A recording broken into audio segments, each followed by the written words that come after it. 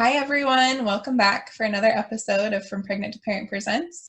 I'm Richelle, founder of From Pregnant to Parent. If you're new around here, I'm a childbirth educator, a toddler mom based in the Bay Area with a big passion just for helping empower new and expecting parents to feel confident in themselves, to know that it's okay to ask questions, to explore your options, and to know that you're never alone in this journey as you're navigating pregnancy into parenthood and kind of through that first year and even beyond. I'm super excited to be joined today by Allegra Gast. She's a registered nutritionist, an IBCLC. She's an international board certified lactation consultant, and with a huge passion for similar things, guiding parents and supporting parents into the postpartum period, that fourth trimester. So excited to talk to you about. Allegra, I'll go ahead and pass it over to you and introduce and tell a little bit more about yourself. Yeah, well, thank you so much. I'm so excited to be here. And hi, everyone. Like Richelle said, I'm Allegra. I'm a registered dietitian and board certified lactation consultant, as well as a postpartum doula. I started my career working as a dietitian at WIC, Women, Infant, and Children.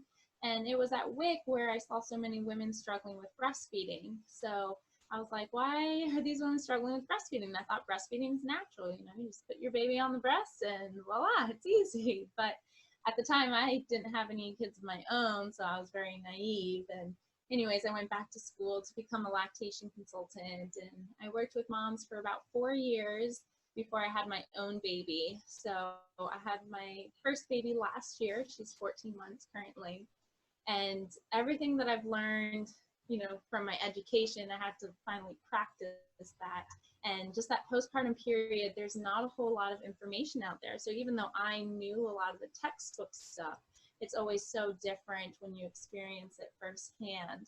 So a lot of what I've learned and what I've done in my private practice, I left WIC after being there several years and started my own private practice, Aloha Nutrition. And through my platform, Aloha Nutrition, I really tried to help moms in that postpartum period, because there's not a lot of information there, a lot of support for that postpartum period. And, it's a lot for moms. It's a big change, big transition. So that's really my passion, is helping moms in that postpartum period. I love it. And I'm so glad you're here. And I'm so excited to dig into the postpartum of it all. But before we dive into that, I just wanted to level set a little bit. I know for me, when I first got pregnant, I thought, one of the best parts about this is that I was just going to be able to eat whatever I want, eat as much as I want. You go into and have this misconception that, eating for two really looks like, being able to eat twice as much, and being kind of surprised to find out what the guidelines were on eating. And I'd love just to hear your tips and kind of best practices for moms to help set themselves up, because I know our health going into that postpartum period even, and kind of developing those healthy habits through pregnancy can be helpful going, for our recovery and stuff too. But what tips do you have for moms as far as eating through pregnancy, and kind of even navigating the morning sickness and kind of setting themselves up for success nutritionally? Yeah. So it's really important to focus on nutrition actually from the preconception point, because you don't find out you're pregnant until 6-7 weeks once you've already been pregnant. Your baby has already been created, your baby already has a heart, the brain is already starting to develop. So nutrition is actually critical in that preconception stage, because the better set you are nutrition-wise, the better off your baby is going to be, and the better off your baby can be to thrive throughout those early weeks before you even find out that you are pregnant. And then, the first trimester, the majority of moms are very nauseous. They aren't holding food down. They don't have much of an appetite. Anything they try to eat makes them just super nauseous. So if you're not having adequate nutrition, it's going to be a lot harder on your body. But nature is very forgiving. So this is another reason why that preconception nutrition is so important, is because if you're not eating a whole lot in that first trimester, your body can at least use the nutrient reserves it has from your healthy diet in your preconception period. So, you know, don't feel bad if you can't hold anything down, if you can't, you know, eat a lot of food or eat a lot of healthy foods in that first trimester, because thankfully you do have those reserves that your body is utilizing. But, you know, that first trimester is hard because, like, the foods you know you should be eating, like, you know, protein-rich foods or lots of fruits and vegetables, you don't have any interest. You know, you just want cookies or crackers or carbs, you know, lots of bread. So, you know, that was me, all the toast. yeah, same here. It's like I knew everything. I was like, I only want bread, or, you know, frozen fruit was a big one for me. I just wanted cold things. But then the second trimester, things start to improve and you get your appetite back, you get your energy back. And there's this misconception that you're eating for two, so you need to double your calories or double your intake. Right. That's not true at all. So if you think about it, your baby is tiny. You know, they go from the size of a chia seed or poppy seed to a 7-pound baby, but that doesn't mean that you have to double your food intake. The recommendation is just 200 to 300 extra calories in that second and third trimester. So that's like, you know, an apple and peanut butter extra, you know, so it's just like adding one extra snack. So you don't need to, you know, go to town and double up your portions or anything like that.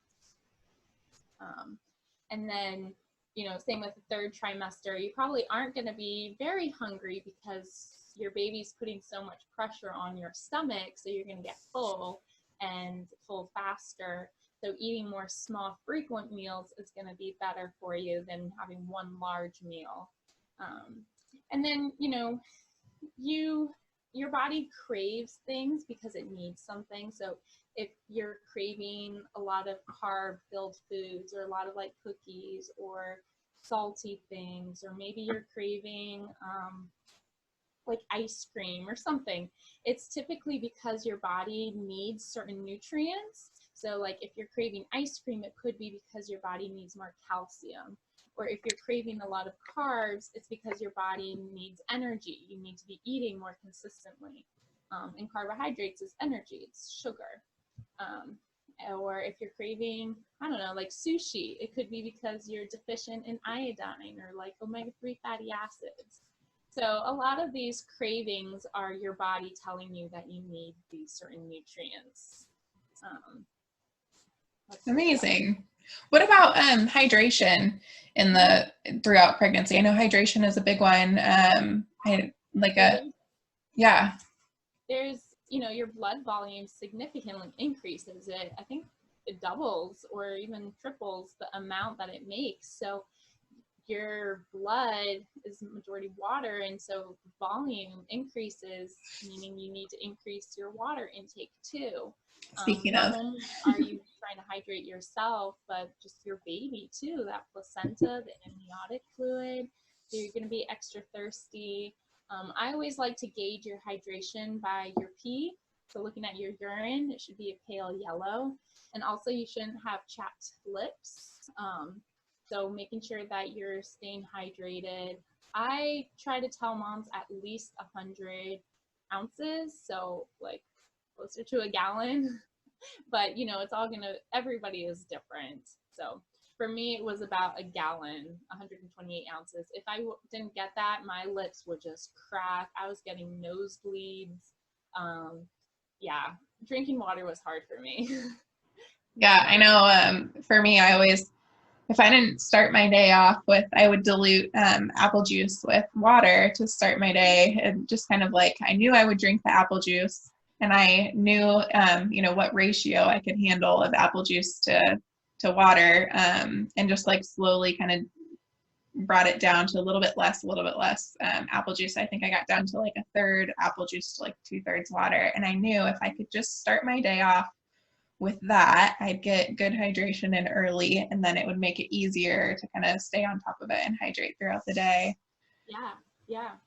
Yeah. So, and all those little tricks, fruit in the water, I mean, those even little just things. having popsicles, drinking a lot of soups, tea, there was this misconception. I mean, they debunked this myth, but, tea and coffee, they used to say actually dehydrates you, but it no longer, scientists have found that that's actually not true. So eating popsicles, drinking broth, soups, tea, coffee, those are all good things that can help hydrate you. The thing with coffee, though, in pregnancy is you just want to limit it. So they say about 200 to 300 milligrams of caffeine. So that's about like 2 cups of coffee, but, you don't want to go overboard. Yeah, that makes sense. So then, we hear a lot about how important it is to eat during pregnancy, but our bodies, right, have just gone through this 9-month intense period of working hard for us, growing a human, and then the hardest workout we've ever done in our life, going through childbirth and coming out on the other side. I know the nutrition is like just as valuable, if not even, maybe more valuable, probably just as valuable, coming through on the other side of postpartum for our healing and supporting us if we're breastfeeding. And I'd love to just hear you talk a little bit more about that, about how important that good nutrition is in the postpartum period. I love talking about the postpartum period, postpartum nutrition, because there's not a whole lot of information. A lot of moms just think that they need to provide or they need to eat well for their pregnancy, and that healthy eating is only important during pregnancy. But actually, nutrition is so important, and I would honestly say a little more important for you personally in that postpartum period than during pregnancy. Because breastfeeding, whether you like it or not, whether you're going to breastfeed or not, your body is going to make breast milk, at least this first couple of days. That's just the way our bodies are designed. So breastfeeding actually requires 30% of your body's energy stores, whereas the brain only requires 25%. So breast production is way more than what your brain even needs to function, which is crazy to think. So that's why breastfeeding women are so hungry all the time. They've got the munchies, they're just constantly hungry, and it's because it's so demanding on your body.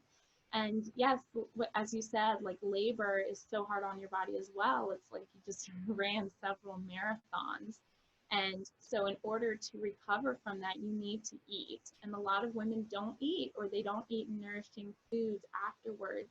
And when you're not eating nourishing foods, your body is trying to not only heal and recover, but it's trying to catch up on sleep that you're not getting because you now have a newborn. Right. It's trying to repair itself. It's trying to start making breast milk. So you have all these things that your body is trying to do all at once, all while trying to recover from major trauma.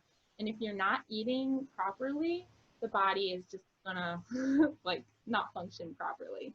So eating well, eating iron-rich food, eating protein, getting food with collagen. So collagen is in your muscle and in your connective tissue. And because your uterus has just expanded and now it's trying to shrink, and because your vagina just opened up like crazy, and whether maybe you had a C-section or you had a episiotomy or you tore, that tissue, that skin has to heal. And so you need to help that by eating foods with collagen. So like bone broth or slow cooked meats, rotisserie chickens. Those are going to be great first foods to have in that postpartum period. What about like just collagen peptides? Like, would that be something to consider? Like adding that straight into like a smoothie or something like that? Yeah, absolutely. Yeah, so getting even just collagen peptides, putting it in your smoothies, putting it in your soups, making your own bone broth is going to be great too. So bone broth also has the electrolytes. So if you're just doing collagen peptides, you're just getting the collagen peptides. Whereas if you're eating like bone broth or the slow cooked meats, you're getting that collagen plus electrolytes, protein, the other minerals, vitamins and minerals that are in that help with healing. That makes sense. vitamin C, iron, you know, DHA, so the omega-3 fatty acids. Those are all really important for healing, and just feeling overall good, overall well. So I had a great recovery, and I really attribute it to good nutrition. So I really studied on how to heal for the postpartum period. So I bought bone broth, I got the collagen peptides, I made a lot of warm stews and soups and curries. So those are all going to be so beneficial for you in that postpartum period. I know in some Asian cultures that's really popular too, that it's a lot of warm broths, warm soups, and that's really attributed to helping that uterus contract and helping to speed up. Yeah, like Chinese medicine, they say it's like your yin and yang, yin yang. So your body is like in this cold state after going through trauma, you know, labor. And so by eating warm, nourishing foods, you're helping balance that coldness and getting back to like homeostasis, like that balance. So yeah, eating warm food, soups, stews is all gonna be really good. Eating like cooked vegetables is also easier because it's pre-digested, so your body can just absorb it. It doesn't have to work extra hard. Like if you were to eat a salad or something. I mean, you can certainly eat a salad if you want, but you know, cooked vegetables is going to be easier on your body.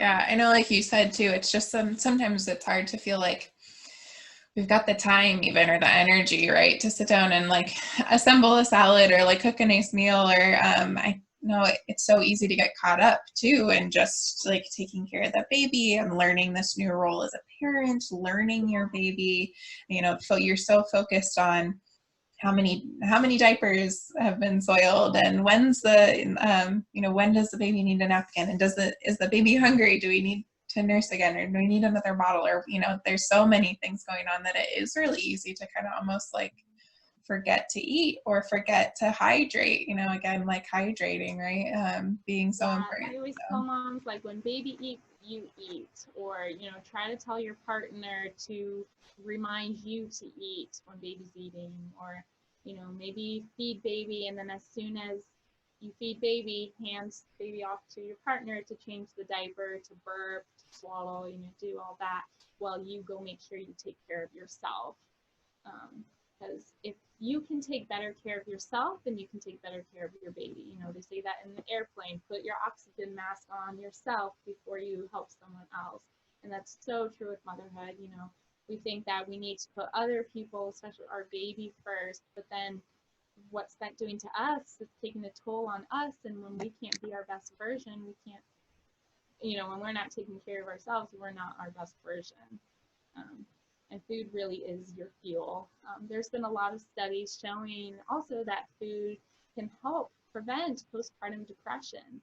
And we know how prevalent postpartum depression is now, and postpartum anxiety. And you wonder, like, is it because moms aren't nourishing themselves in this postpartum period? They're not resting, they're trying to just bounce back. You know, right now, especially during COVID, we don't have people helping us.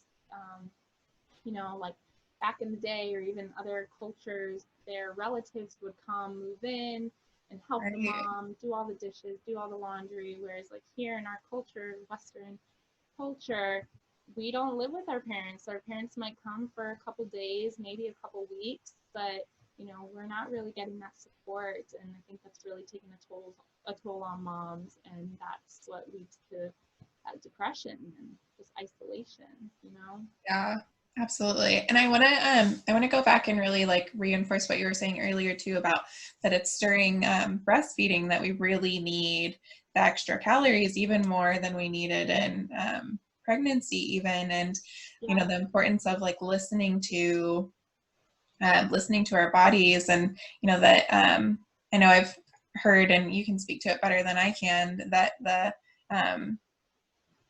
we're so concerned, right, especially in our society, about getting back to our pre-baby bodies, right? But that cutting calories is not necessarily the best or safest way to do it in the postpartum period. And kind of, I'd love to hear you talk a little bit more on on the caloric needs of our bodies to support breastfeeding and postpartum. And I think, again, like you said, that eating that frequently like is a good way just to make sure that we're getting in calories. Baby eats, you eat. But yeah, I'd love to hear you talk a little bit more on that. Yeah. So I'll start by saying that not all calories are created equal. So you have 100 calories of cookies, 100 calories of broccoli. They're both technically 100 calories, but your body is going to use them very differently. You know, it's not going to use the cookies as well as the broccoli. You know, the cookies, it's going to spike your insulin level, and you know, your blood sugar is going to go all whack, whereas broccoli it's not. So when you think about eating calories for breastfeeding, I don't like to get all nitty gritty with the number and like the number of calories you're getting. It's more, what are you eating? What is your food made up of? Because you can eat about 1,800 calories and exclusively breastfeed, do really well, feel great because you're nourishing yourself well, or you could eat, you know, 1,800 calories, 2,000 calories of crap and feel horrible. And because you feel horrible, you're not producing enough, and you know, you're constantly hungry because you're not eating the right foods. So fat and protein is what's going to keep you fuller longer. And because breastfeeding makes you so hungry, you really want to strive to add protein and fat and even fiber to all of your meals and all of your snacks. And that will help with your satiety, so you're not so ravenous. And so when you can focus on these protein, fat, and fiber to keep you satiated, you don't have to go over over 25 calories or whatever to maintain breastfeeding. You can lose weight by breastfeeding. I think a lot of people think that you do have to double your calories because you're breastfeeding, but that's not the case. So one reason why we gain all this weight during pregnancy is to protect us and to prepare for breastfeeding. And yes, breastfeeding burns 300 to 500 calories, but if you're not necessarily getting that in your diet, it'll use it from your fat stores, which is why breastfeeding does help with weight loss. I think a lot of women do gain weight when they're breastfeeding, or they don't lose the weight when they're breastfeeding because they're not eating the right foods. They're eating a lot of the junk food because they're so hungry, you know? Yeah. So it really is, what kinds of foods are you eating? There are also a lot of other reasons why you might not be losing weight when you're breastfeeding. It could be you're not getting that quality of sleep. You could be stress eating. You know, breastfeeding is very stressful, especially if you're not getting enough sleep. You might be stress eating. Your thyroid also goes out of whack during pregnancy and then postpartum and with breastfeeding. And your thyroid is responsible for your metabolism. So if your thyroid is whack, it might be harder to lose weight. I know every mom wants to just bounce back like that. And I think we need to be realistic and set better expectations and tell moms, like, by telling yourself you need to bounce back, you're only setting yourself up really for failure or for stress. You know, you really want to give yourself time. It took 9 months for your body to gain that weight. It might take 9 months for your body to lose it. I don't encourage starting to like actively try to lose weight until 4 or 6 months postpartum. And just those first early months, just take it easy, you know, eat healthy, go on walks, do moderate exercise, but don't focus so much on the number, you know, on the scale.